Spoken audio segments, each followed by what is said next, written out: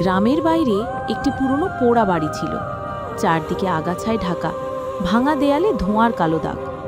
রাত হলেই বাড়িটা থেকে অদ্ভুত শব্দ শোনা যেত, কখনো কান্না, কখনো পায়ের টুপটাপ শব্দ।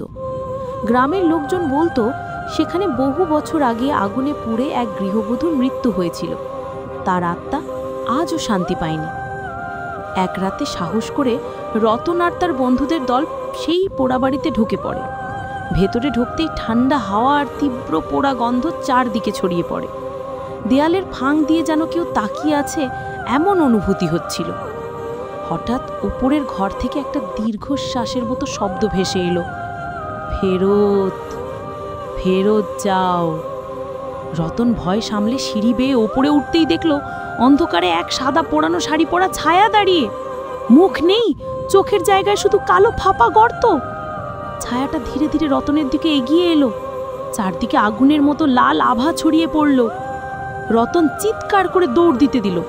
বাইরে বের হয়ে তাকাতেই দেখল পুরো বাড়িটা আবার আগুনে জ্বলছে, অথচ গ্রামের মানুষ বলল সেখানে কোনো আগুনই লাগে নাই।